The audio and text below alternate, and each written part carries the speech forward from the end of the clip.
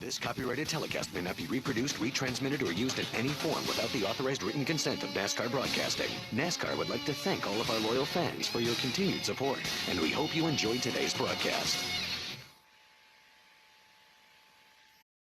This copyrighted telecast may not be reproduced, retransmitted, or used in any form without the authorized written consent of NASCAR Broadcasting. NASCAR would like to thank all of our loyal fans for your continued support, and we hope you enjoyed today's broadcast.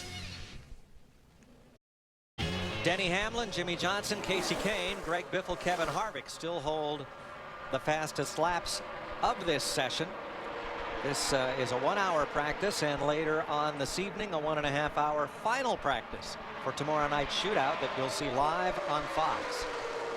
One thing I see live right now is that 24 car looks awfully stout, Larry. He got out there in front of this group, and he's been leading them around there, and nobody's really made a strong move on him. And I'm thinking if we can get down in there with him, he's probably pretty comfortable riding along in that little automobile. Car looks really smooth. We know Hendrick's got the horsepower. Watch these cars right here, though. Watch how much they move around in the corner. You know, we heard several reports from the garage here about the cars bottoming out. This racetrack has so many bumps and humps. I don't think the car ever stops moving up and down. Yeah, it's not bumps up in the air. It's dips. The track has dips in it, and it does the dippity-doo. Boom, boom, boom, boom. And that can really upset a race car, particularly when you're in traffic.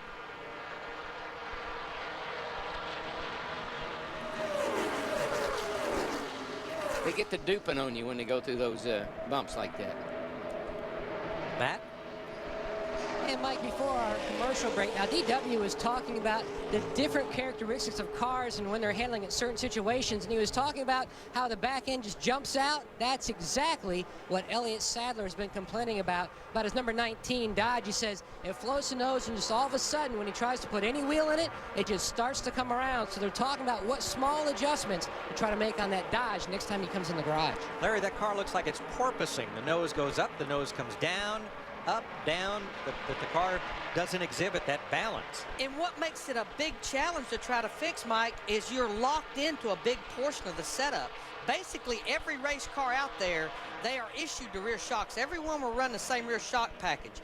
You essentially have to have the same rear springs. You can't be softer than 375. So what you have to work with is the front springs and the front shocks and the anti-roll bar. And what you're trying to do is get the car to keep that right attitude with the package you have in the rear. Yeah, unlike other racetracks where we see that nose pin to the racetrack. Now, that's a good thing when you tape it up to qualify.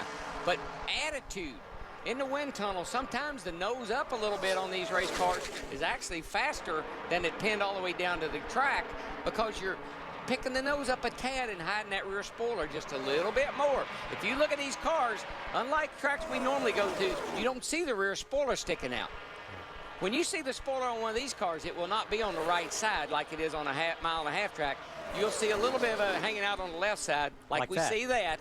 But you won't see any on the right side, and that's all part of hiding that rear blade. There's a lot of things that'll help your speed at this place, but two things in particular, and that's what's underneath the hood of that race car with that carburetor restrictor plate, the horsepower of the engine, but anything you can do to get that rear spoiler up out of the air, that's going to help the speed of these race cars. Ooh, and Tony climbs the hill there, got a little too close to Jimmy Johnson. There's Brian Vickers back out. And that's one reason why I'm a little bit concerned, and I know I don't want to harp on this from now on, but I'm a little concerned about that rear wing.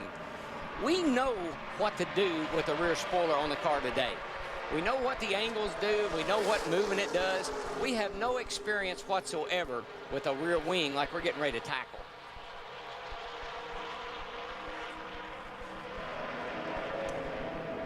Greg Biffle in front, new sponsor for his Roush Ford, AmeriQuest Mortgage.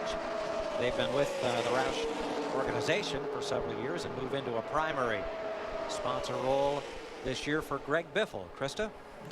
Yeah, another car that's been very fast in this practice is the Ford Fusion of Greg Biffle. You know, a new combination for him and his crew chief, Pat Trison. In fact, a lot of the crew from the 6, the old car, Mark Martin, Pat Trison was the crew chief for that, have come over to the 16. Their first time together was that tire test out in Vegas where Biffle had that wicked wreck. He was nursing the sore shoulder. He said the shoulder's fine, no problems, and the car here has been really good, just a little bit tight. They made a few minor adjustments. They were also trying to check the tires to see if they could go the entire 50 laps on one set of tires, but then the car got a little too tight to finish that test out. That last little shove shoots him right between Ryan Newman and Dale Jarrett, puts him right on up through there. Now, what you got to be careful of is, you say, oh, Tony liked that, I'm going to do it again. But you got to be careful where you do it again. You just don't do it in the turns. Yeah, well before the corner, he got off of Tony. He didn't bump draft him anymore. What happens, the driver will say, the driver in front like Tony Stewart will put his hand up and say, come on, do that some more. Well, you kind of think maybe he wants me to do it some more right now.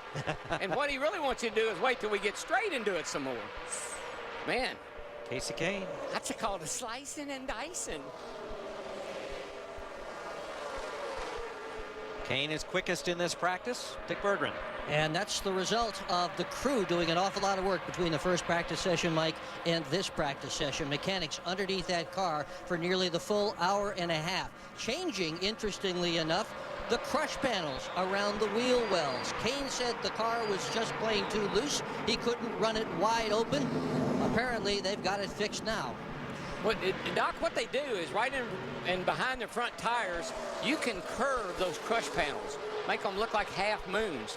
And that will create some downforce in the front of the car. Now, possibly he had straight panels back there, not creating a lot of downforce, and he went to the curved panels to create more front downforce. There's a lot of air rolling around those front tires that creates a lot of downforce inside the wheel well. Yeah, you can actually change the configuration of those crush panels behind the front tires and also the crush panels that seal the cockpit area around the rear tires. There's a lot of downforce you can gain or lose back there. And it's perfectly legal. That's up to the teams. That's just something that you play with in the wind tunnel and doesn't always correlate to the racetrack.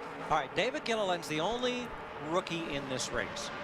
He has run every lap of this practice out in front of the whole pack. If this was my first time in this race, would I want to spend a lot more time in traffic than out front? No, sir. I want to be right where, because I don't want him to know what it's like back there. Right now, he doesn't have any idea. You just keep doing what you're doing, and you're going to enjoy the heck out of this race. But what I like about his race car, he just completed 17 laps. He still has that car right around the bottom. And look here, let's watch him through the corner. Let's see if he's still able to hold that throttle wide open. And right now, it looks like it, because right there on turn 2, we talked about it earlier, that's where the car will start to slide the nose. You have to lift off the throttle. Looks like his car is still turning good. And you saw how he opened the gap up between he and Ryan Newman right behind him. Right. Ryan maybe had to squeeze out a little bit. David did. I want to follow up on Kasey Kahne in the 9 car. Just got the report. Dick Berggren told Pam Miller in the truck down there that the work they did was around the rear crush panels, which tends to make better sense to tighten the car up. Plants the rear of the race car. Here's Kasey Kahne, who is fastest in this session. And here's Krista. 2 fast cars. It's bad news for everybody else.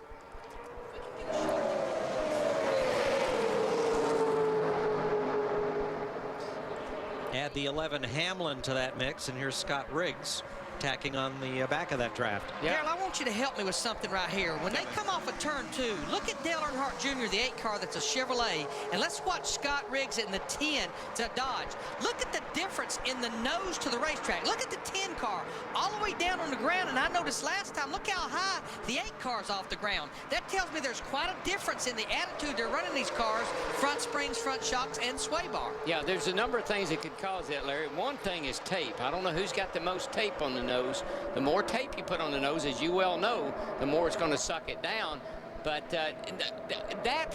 that's a great indicator that you've got a good balanced race car. But that nose being up here a little bit is usually not, it doesn't usually bother me like it does other places. Because with the nose up, that means that rear spoiler, the blade in the back, is down a little bit, which helps the straightaway speed. Yeah, but it's a great comparison between the two. And you see Scott Riggs, I think he may have just bumped the wall.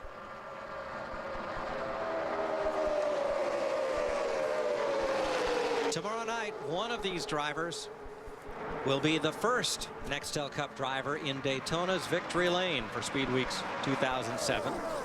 Not counting the Rolex 24 winners, The guy a whole different game. The guy that wins this race tomorrow night will make $3,000 a lap. Not a bad payday for 70-lap race of well over $200,000 to win. Yeah, $215,000. Dale Jarrett's won the most money in the Bud Shootout. He's got 3 wins and $660,000 in the old shootout. This copyrighted telecast may not be reproduced, retransmitted, or used in any form without the authorized written consent of NASCAR Broadcasting. NASCAR would like to thank all of our loyal fans for your continued support, and we hope you enjoyed today's broadcast.